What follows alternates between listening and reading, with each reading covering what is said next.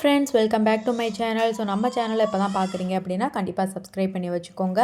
இன்றைக்கி வந்துட்டு 2 நாள் ஈவினிங் டு நைட் ரொட்டீன் தான் உங்கள் கூட நான் ஷேர் பண்ணியிருக்கேன். கண்டிப்பாக வீடியோ ஃபுல்லாக பாருங்கள், இன்ட்ரெஸ்டிங்காகவும் யூஸ்ஃபுல்லாகவும் இருக்கும். எப்பவும் போல் 15 days ஒன்ஸ் வந்து நம்ம நெய் எடுப்போம் இல்லையா, அது மாதிரி பாலாடையும் சேர்ந்து இருந்தது. சரி, இந்த தடவை வந்துட்டு உங்களுக்கும் காமிச்சிடலாம், ரொம்ப நாள் ஆயிடுச்சு நெய் எடுக்கிற வீடியோ காமிச்சு அப்படின்னு சொல்லிட்டு தான் காமிச்சிருக்கேன்.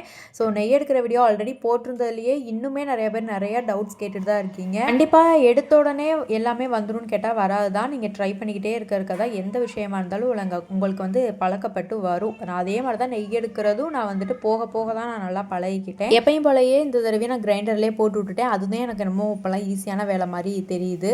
ஸோ பாலாடையை வந்துட்டு இன்னைக்கு வந்து நெய் காய்ச்ச போகிறோம் அப்படின்னா நைட்டே எடுத்து வெளியில் வச்சுட்டோம் அப்படின்னா அது வந்து கரெக்டான ஒரு பதத்துக்கு வந்துடும். அதுக்கப்புறம் கிரைண்டரில் போட்டுவிட்டு ஜில்லு தண்ணியை ஊற்றி விட்டுட்டு ஒரு 15 to 20 minutes நம்ம விட்டுட்டோம் அப்படின்னா நல்லா அதுவாகவே திரண்டு வந்துடும். ஸோ அந்த பக்கம் அந்த வேலையை பார்த்துக்கிட்டேவும் இந்த பக்கம் நைட்டுக்கு வந்து தோசையும் வந்துட்டு காரா சட்னியும் அரைச்சிடலாம் அப்படின்னு சொல்லி தான் ரெடி பண்ணிகிட்ருக்கேன். எனக்கு வந்து காரா சட்னி வதக்குனா பிடிக்கும், தம்பிக்கும் ஹஸ்பண்டுக்கும் ராவா அரைச்சா ரொம்ப பிடிக்கும்.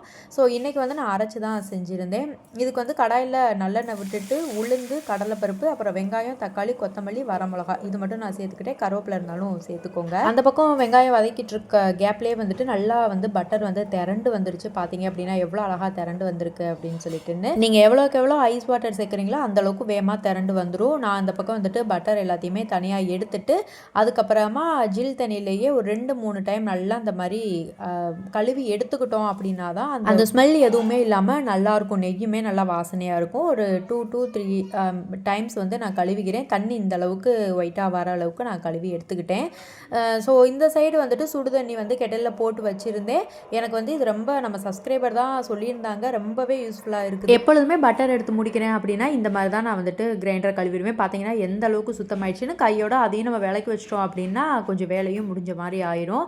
ஸோ அந்த வேலை எல்லாமே முடிச்சதுக்கப்புறமா பட்டர் வந்து உருக்க ஸ்டார்ட் பண்ணிட்டு, இந்த தடவை நான் பட்டர் தனியாக எடுத்து வைக்கல, ஏன்னா வீட்டில் ஆல்ரெடி இருந்தது கடையில் வாங்கினதே. அதனால் நெய்யாவே ஃபுல்லாத்தையும் உருக்கியாச்சு. ஏன்னா நெய் தான் வீட்டில் கொஞ்சம் கூட இல்லை.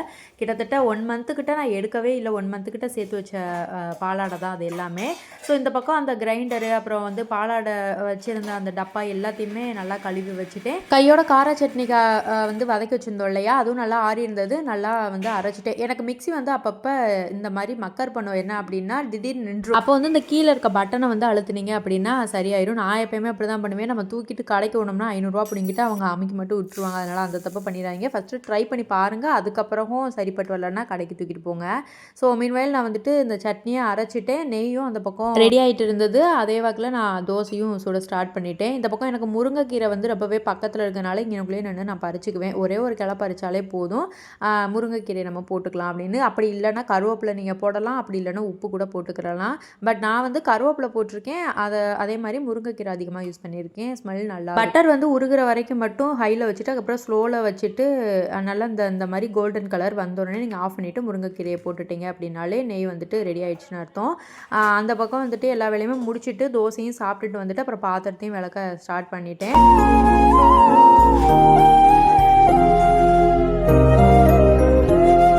எல்லா வேலையுமே முடிச்சுட்டு நைட்டு ஒரு 10:30 இருக்கும். நெய் வந்துட்டு நல்லாவே ஆறி இருந்தது. அதை ஒரு பாத்திரத்தில் வந்து மாற்றிட்டேன். மாற்றினதுக்கப்புறமா கலர் பார்த்திங்க அப்படின்னா ஒரிஜினல் நெய் மாதிரியே சூப்பராக இருக்கும். அடுத்த நாள் பார்த்திங்கன்னா அப்படியே கட்டியாக அழகாக சேர்ந்து வந்துடும். அந்த இதையும் தனியாக எடுத்து வச்சுட்டு அந்த எக்ஸ்ட்ராக் இருக்குல்ல அதை வந்துட்டு நான் கீழே போட மாட்டேன். அதை வந்து அப்படியே வச்சுட்டு நெக்ஸ்ட் டே வந்துட்டு சாதம் ஏதாவது போட்டு சாப்பிட்டோம் அப்படின்னா அது டேஸ்ட்டு நல்லாயிருக்கும். ஸோ இப்போ எல்லாமே முடிச்சதுக்கப்புறமா கிச்சனை மட்டும் ரொம்ப டீப்பாக க்ளீன் பண்ணாமல் லைட்டாக வந்து அந்த எண்ணெய் பிசுக்கு மட்டும் போகிற அளவுக்கு மட்டும் க்ளீன் பண்ணிவிட்டு போய் படுக்க வேண்டிய வேலை தான் இனி. ஒரு சில நாள் பாத்திரம்லாம் நான் விளக்காமல் போட்டுட்டு போயிட்டேன் அப்படின்னா கற்பாம்பூச்சிலாம் அங்கங்கே வந்து இருக்கும். காலையில் பார்க்கும்போதே ரொம்ப அருவருப்பாக இருக்கும். ஐயோ இந்த பாத்திரத்துலாம் ஏறி இருக்கும்போது அப்படின்னு சொல்லிட்டுன்னு. இப்போலாம் வந்துட்டு அதனாலேயே பாத்திரத்தை மோஸ்ட்லி நான் விளக்கிட்டு தான் படுக்கிறது. எனக்காவது ரொம்ப டயர்டாக இருக்குது, தம்பி ரொம்ப சேட்டை பண்ணிகிட்ருக்கான் அப்படிங்கிற பட்சத்தில் மட்டும் விட்டுட்டு இது பண்ணுவேன். மித்தபடி எல்லா வேலையுமே முடிச்சுட்டு தான் அப்போலாம் நைட்டு தூங்குறது. கையோட அந்த பாலையும் எடுத்து ஃப்ரிட்ஜில் வச்சாச்சு. இதெல்லாம் முடிச்சுட்டு போய் படுக்கலான்னு படுக்கிறப்ப தான் தம்பி வந்து மறுபடியும் இருந்து எனக்கு சுச்சு வருது, டாய்லெட் வருது, அது மாதிரி பாலாத்தி கொடுங்க பசிக்குதுன்னு சொல்லிட்டு இல்லாத வேலை பார்ப்போம். இப்போ கிட்டத்தட்ட மணி 11. இப்போ தான் சமைக்க போகிறேன்னு கரண்டி எடுத்துகிட்டு வேற போகிறான்.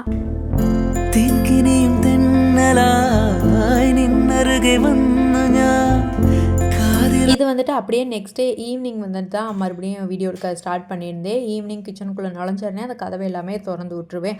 ஆஃப்டர்நூனே இந்த பச்சை பயிர் வந்துட்டு ஊற வச்சுருந்தேன். இது வந்து சுழியம் செய்கிறதுக்காக இல்லை, கடலைப்பருப்பில் செய்வாங்க, ஒரு சில பேர் பச்சை பயிர்லேயும் செய்வாங்க. நான் வந்து கொஞ்சம் ஹெல்த்தியாக இருக்கட்டும்னு சொல்லிட்டு பச்சை பயிர்லேயே வந்துட்டு செஞ்சாச்சு. என்ன தான் பச்சை பயிர் போட்டாலும் நம்ம மைதாவில் தான் உருட்டி போட போகிறோம். சரி, ஒரு பர்சனாவது அதில் ஹெல்தி இருக்கட்டும் அப்படின்னு சொல்லி தான் சரி பச்சை பயிரை வச்சு போடலாம் அப்படின்னு சொல்லிட்டு பச்சை பயிரில் வந்து ரொம்ப லைட்டாக தண்ணி ஊற்றிட்டு கொஞ்சமாக உப்பு சேர்த்துட்டு அப்படியே ஒரு 2 விசில் மட்டும் விட்டு எடுத்துக்கிட்டேன்.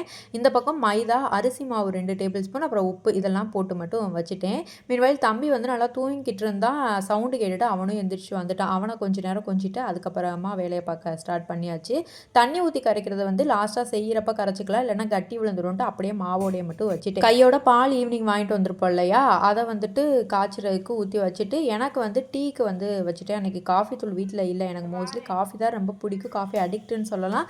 பட் இருந்தாலும் அன்னைக்கு டீ தான் போட்டு குடித்தேன், ஏன்னா காஃபி பவுடர் வீட்டில் இல்லை அப்படின்னு சொல்லிட்டு. இந்த பக்கம் ஒரு 2 விசில் வந்தோடனே நானும் பச்சை பயிரை ஆஃப் பண்ணி வச்சுட்டு ப்ரெஷர்லாம் எடுத்து விட்டு பார்த்தோன்னே நல்லா வெந்திருந்தது. அதை லைட்டாக மட்டும் நசுக்கி விட்டுட்டு ஒரு பாத்திரத்தில் வந்து சேர்த்துக்கிட்டு அது கூட 1 கப் அளவுக்கு வந்து நாட்டு சர்க்கரையும் கொஞ்சமாக வந்து ஏலக்காய் தூளும் சேர்த்துட்டு கொஞ்சமாக உப்பும் அது கூட சேர்த்துக்கோங்க. அப்போ தான் டேஸ்ட்டு தூக்கி கொடுக்கும். அதை லைட்டாக வந்துட்டு கிண்டி வச்சுட்டிங்க அப்படின்னா கட்டியாக வந்து வந்துடும். இனி டீயெல்லாம் குடிச்சிட்டு வந்ததுக்கப்புறமா தான் அந்த மாவெல்லாம் எடுத்து வச்சுருந்தோட அதில் தண்ணி போட்டுட்டு லைட்டாக ரொம்ப தண்ணியாக கலக்கிருக்கக்கூடாது, ரொம்பவும் கட்டியாக இருக்கக்கூடாது. தோசை மாவு பதத்துக்கு வந்துட்டு கரைச்சி எடுத்துக்கோங்க. அதுக்கப்புறமா பச்சை பயிறு இருக்குது இல்லையா, அதை வந்துட்டு கொஞ்சம் கொஞ்சமாக எடுத்து அந்த மைதாவில் உருட்டி எண்ணெயில் போட்டு பொரிச்சு எடுத்தோம் அப்படின்னா சூப்பரான சுழியம் ரெடி. உண்மையாகவே டேஸ்ட் நல்லா தான் வந்துச்சு. ஒரு தடவை செஞ்சுருந்தப்பலாம் நல்லாவே இல்லை. இந்த தடவை யோசிச்சுட்டு தான் செஞ்சேன். ஓகேஸாக இருந்தது, எனக்கு பிடிச்சிருந்தது நல்லாவே. தம்பியே விருப்பமாக சாப்பிட்டான். இனி ஈவினிங் அதெல்லாம் முடிச்சதுக்கப்புறமா வெளியில் ரவுண்ட்ஸ் எப்பயும் போல் போயிட்டு வந்துட்டு அதுக்கப்புறமா டின்னர் எல்லாமே செஞ்சு வச்சதுக்கப்புறமா தான் இந்த வேலையை வந்து பார்த்துட்டு இருந்தேன். எனக்கு வந்து அந்த மேலே இருக்க பாத்திர செல்ஃபு, அப்புறம் வந்துட்டு இந்த கிராசரி வச்சுருக்க செல்ஃப் இதெல்லாமே நீட்டாக இருக்குது. பட் அந்த பாத்திரத்தில் வைக்கிற அந்த கீழ் செல்ஃப் மட்டும் எல்லாத்தையும் அங்கேயே டம்ப் பண்ணி வச்சு ரொம்ப மெஸ்ஸியாக இருந்த மாதிரி எனக்கு தோணுச்சு. சரி, அதை எடுத்து க்ளீன் பண்ணி வச்சிடலாம் அப்படின்னு சொல்லி தான் எடுத்துகிட்டு இருக்கேன்.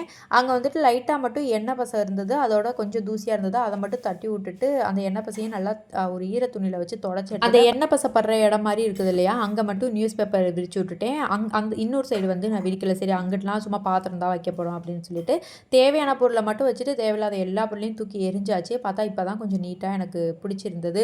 அதை முடிச்சதுக்கப்புறமா துணி வந்து ஹஸ்பண்டோட அவ்வளோ சட்டையும் மடிக்காமல் கிடந்தது. சரி, அது எல்லாத்தையுமே மடித்து வச்சிடலாம் அப்படின்னு சொல்லி தான் எடுத்து மடித்து வச்சுட்ருக்கேன். இது எல்லாமே துவைச்ச துணி தான். பட் ஆல்ரெடி மடித்து வச்சிருந்தது வந்து என்ன பண்ணிடுவான் தம்பி அப்படின்னா, தூக்கிட்டு வந்து அவன் விளாட்றான்னு சொல்லி அங்கங்கே போட்டு வச்சுருவான். அதனால சேர்ந்த சட்டைகளும் கூட இது. அதனால சரிட்டு எல்லாத்தையுமே எடுத்து மடித்து வச்சு டெய்லி வியர் இருக்கு இல்லையா, அதெல்லாம் ஒரு சைடாகவும் இந்த அக்கேஷனுக்கு போடுறதெல்லாம் தனியாகவும் வச்சுட்டு அதை வந்து அயன் பண்ணியும் இதை வந்து நார்மலாகவும் வச்சிருவேன். அப்போனா ஹஸ்பண்ட் வந்துட்டு போகிறப்ப எடுத்து போட்டுக்குவாங்க, ஈஸியாக இருக்கும் அப்படிங்கிறதுக்காக. ஸோ இந்த வேலை எல்லாமே முடிச்சதுக்கு அப்புறமா நைட் டின்னருக்கு வந்து சப்பாத்தியும் அப்புறம் வெங்காய தொக்கும் தான் பண்ணியிருந்தேன். டேஸ்ட்டு எனக்கு ரொம்ப பிடிக்கும். அந்த மாதிரி ரொம்ப சிம்பிளாகவும் இருக்கும், டேஸ்ட்டும் நல்லாயிருக்கும். ஓகே, ஃபைனலி இந்த வீடியோட எண்டுக்கு வந்துட்டோம். வீடியோ பிடிச்சிருந்துச்சு அப்படின்னா கண்டிப்பாக சப்ஸ்கிரைப் பண்ணிவிட்டு லைக் பண்ணிக்கோங்க. இதே மாதிரி இன்ட்ரெஸ்டிங்கான இன்னொரு வீடியோவில் பார்க்குறேன். அது வரைக்கும் பாய்.